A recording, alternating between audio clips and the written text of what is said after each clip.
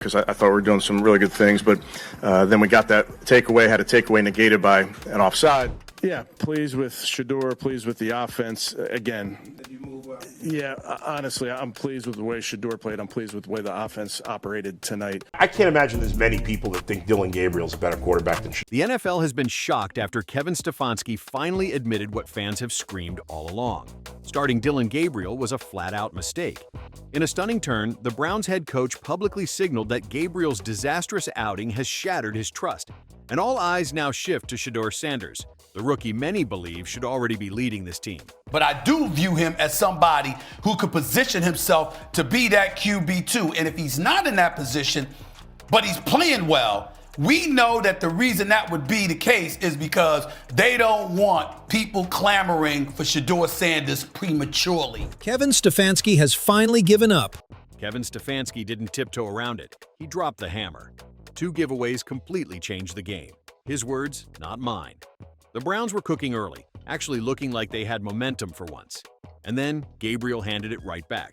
One turnover, then another, and to top it off, a defensive takeaway that should have saved them was wiped out by an offside so sloppy it made fans want to tear their hair out. When it comes to being a supercomputer, he was only second to Skynet in the Terminator series. He is now capable of sending Terminators backwards and forward through time, waging a war with the Shedeur Sanders fans. This wasn't coach speak.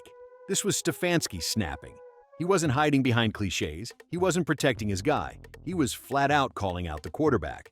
And let's be real, when your head coach goes public and says turnovers destroyed everything, that's not frustration. That's an indictment. That's Stefanski admitting his quarterback is the problem.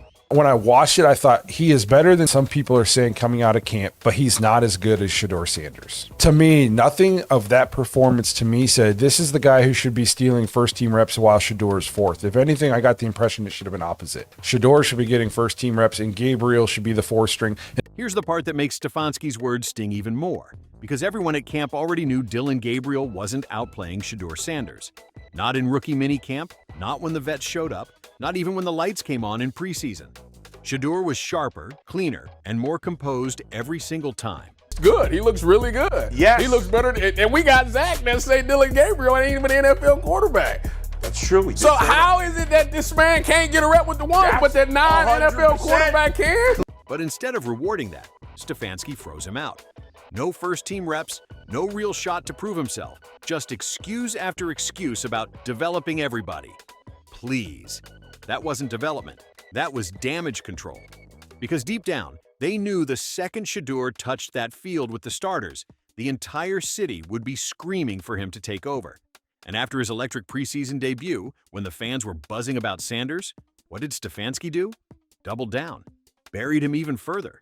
It wasn't about preparation. It was about protecting a bad decision. As Shedeur settled in and he was going 2s on 2s, 3s on 3s, you saw his play ascend. He got better as the game went on, and he settled in and got comfortable. And I thought Dillon kind of got worse as the game went on and got off of the script.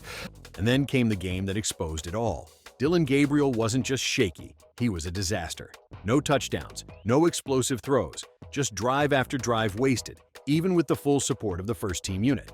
Every mistake drained the energy out of the stadium until it felt like the Browns were playing for the other side. Very good so far.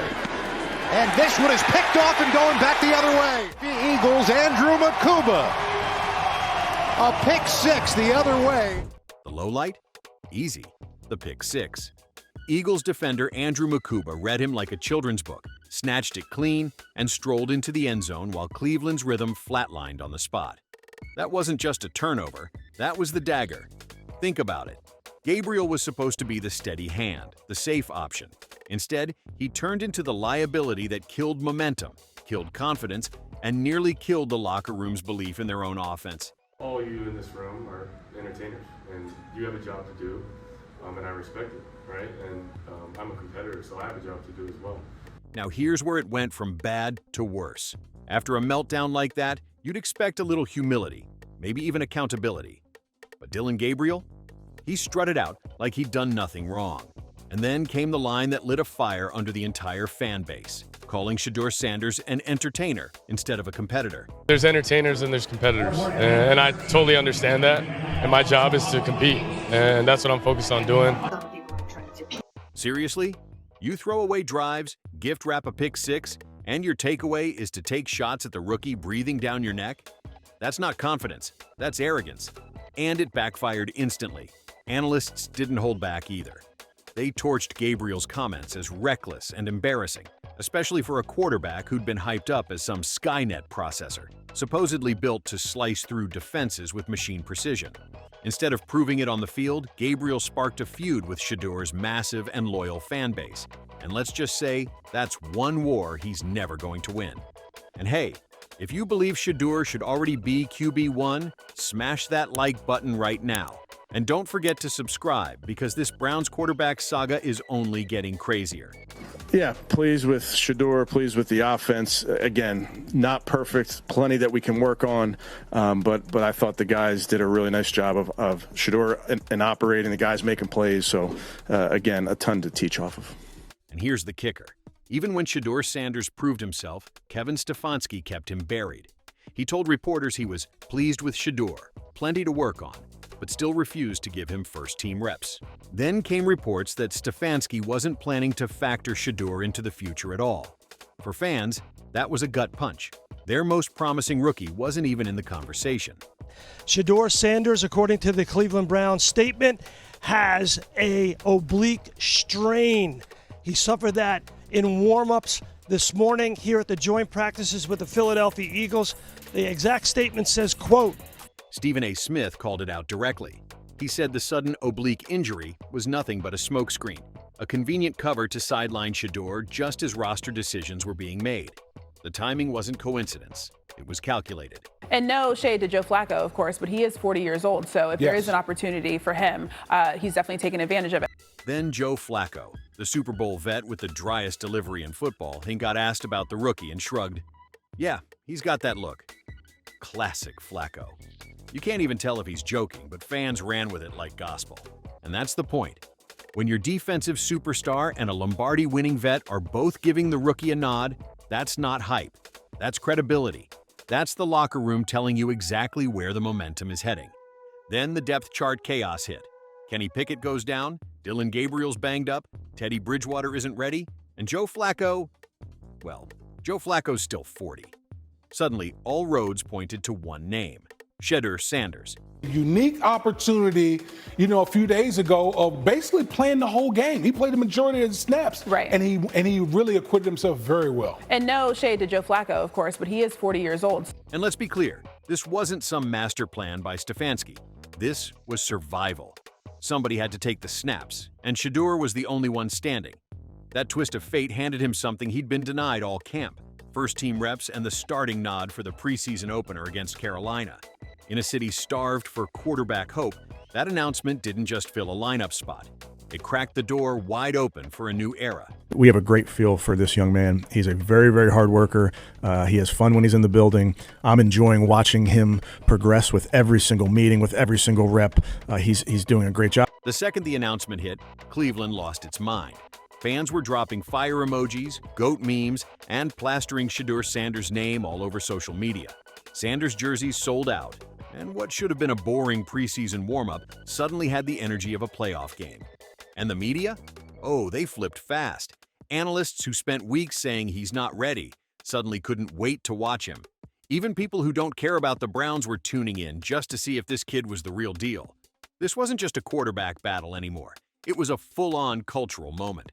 The Browns finally had buzz, and all of it was orbiting around Shedeur Sanders. And balled out again, playing 45 or more snaps like he did in the first game, and putting up similar, if not better numbers, I think that would have boded very, very well for him. Put this in, 657 to 708 he shone for him. Then came kickoff, and Shedeur wasted zero time proving why the hype was real. First drive, he zips an 8-yard slant to Jimmy Horn Jr. like he'd been running the offense for years. Next play, a laser 15 yards down the sideline to Amari Cooper, right on the money. Carolina tried to rattle him with a disguised blitz on third down, but Shedeur didn't flinch. He slid in the pocket, reset, and dumped it off to his running back to move the chains. Calm, composed, in total control. Every throw, every read, every snap screamed the same thing. He belonged. This wasn't a rookie trying to survive. This was a quarterback taking command of the moment. And here's the problem for Kevin Stefanski. Shedeur's rise doesn't just excite the fans, it exposes the coach. I think warming up, and I felt it throughout individuals who took a look at it. If it's a right guard, you can play through that. When it's a quarterback, you kind of need that muscle to throw. So unfortunately, going to put him down for a little bit here. We'll treat. For weeks, he buried Sanders, handed reps to Gabriel, and even leaned on that so-called injury story. Now the rookie steps in, delivers instantly, and makes it obvious who should have been playing all along. All the throws, I thought the velocity was really good. I thought he put the ball, again, on a rope on a couple of those throws, which is good to see. And you can see some of those throws on tape, and then you get to confirm it in person. Moves well. I mean, you just put on the tape. He runs away from people. He's scored touchdowns down in the low red where he can use his movement skills. That's not just a quarterback controversy. That's a coaching credibility crisis. Because every time Shedeur shines, the spotlight shifts back to Stefanski's mistake. And in Cleveland, where fans are starved for a real quarterback, that's the one mistake you can't afford to make. So here's the real question. Do you believe Stefanski has finally learned his lesson and will hand Shedeur the job? Or is he going to cling to his mistake until the Browns' season slips away? Drop your thoughts below, because this decision might define Cleveland's future.